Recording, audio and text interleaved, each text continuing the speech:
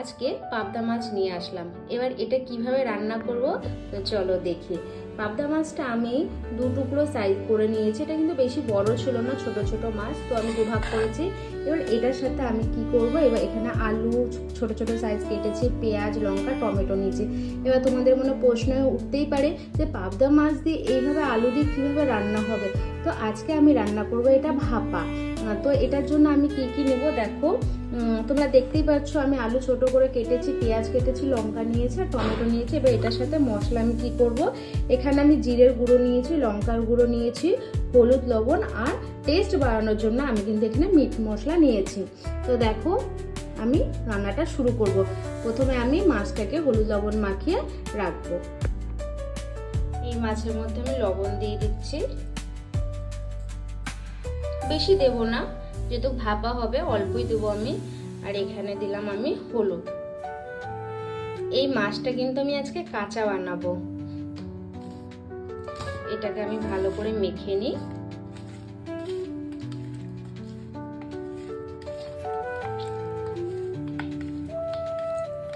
এবার এটাকে আমি কিছুক্ষণের জন্য আমি এরকমই রেখে দেব। ব্যাস, মাখা আমার হয়ে গেল, এভাবে রেখে দেব। এবার আমি একটা গামলা নিলাম, এর মধ্যে আমার কেটে রাখা আলু, সব আলুগুলো দিয়ে দিব, কেটে রাখা লঙ্কা, পেঁয়াজ আর টমেটো।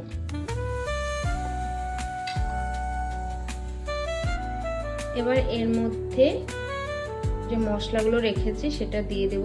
লঙ্কার গুঁড়োটা দিয়ে দিলাম, জিরের গুঁড়োটা দিয়ে দিলাম,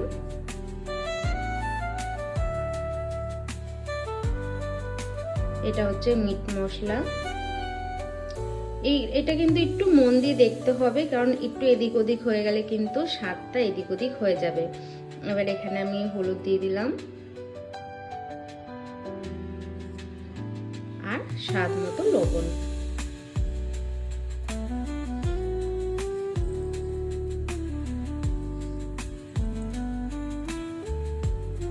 এবার এখানে আমি সরষের তেল দিয়ে দেব।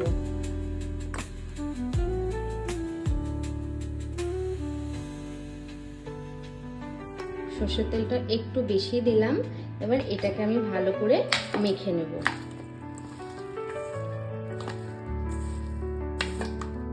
যত ভালো মাখা হবে তত কিন্তু এটা স্বাদটা বেশি আসবে।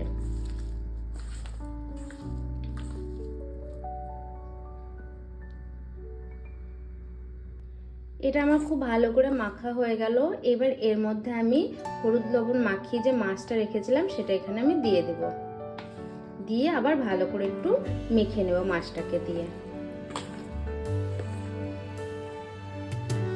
তো দেখো আমার মাখা হয়ে গেছে।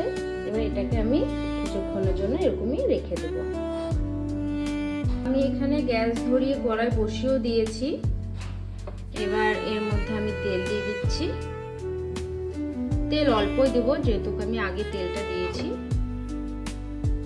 তেল আমার এখানে গরম হয়ে গেছে। এবার এর মধ্যে আমি দেবো কালো জিরে। কালো জিরেটা একটু ভাজাবো। এর মধ্যে এবার আমি যে মেখে রেখেছিলাম মাছটা সেটা আমি দিয়ে দেবো।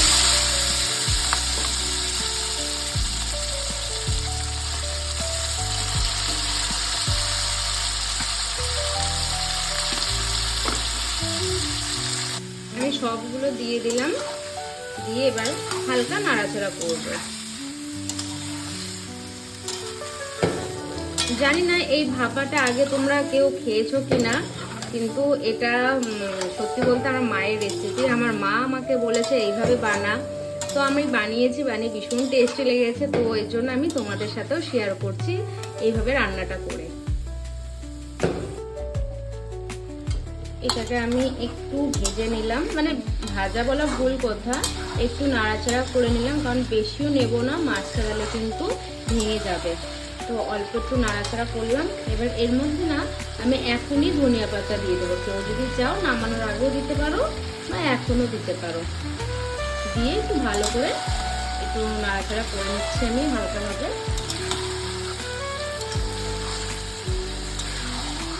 যেহেতু আমি আগেই বলেছি ভাপা বানাবো, তো সেই ক্ষেত্রে কিন্তু এটাকে আমি সেরকমভাবে ভাজবো না।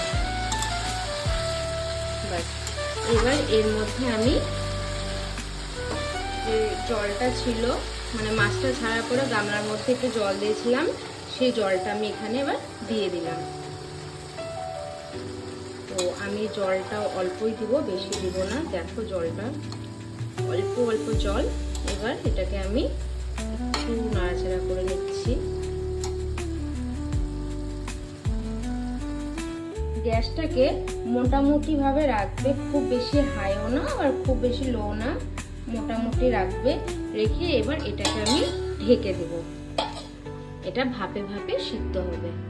আমি এতক্ষণ গ্যাসটা কমিয়ে কমিয়ে এটাকে আমি ভাপিয়ে নিলাম। এবার আমি এই ঢাকনাটা একটু উঠিয়ে দেখছি কি অবস্থায় রয়েছে।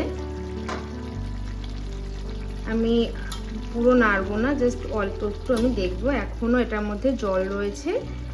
আর আলুটা একটু দেখি, বা আলুটাও সিদ্ধ হয়ে গেছে। দেখো এবার জলটা একটুখানি শুকোলে আমি নামিয়ে নেব। জলটা একটু শুকো। এবার একটু গ্যাসটা আমি হালকা পরিমাণে বাড়িয়ে দেব জলটা শুকোনোর জন্য। ফাইনালি এটা আমার হয়ে গেল। দেখো দেখতে কতটা ইয়ামি মনে হচ্ছে, তোমরা হয়তো বুঝতে পারছো কি না। মাছগুলো দেখো গোটা গোটাই রয়েছে, সিদ্ধ তো হয়েই গেছে। দেখো আমি দেখিয়ে দিলাম। এবার আমি নামিয়ে নেবো এইভাবে। দেখো আমি নামিয়ে নিলাম। কেমন মনে হচ্ছে তোমরা কিন্তু জানিও।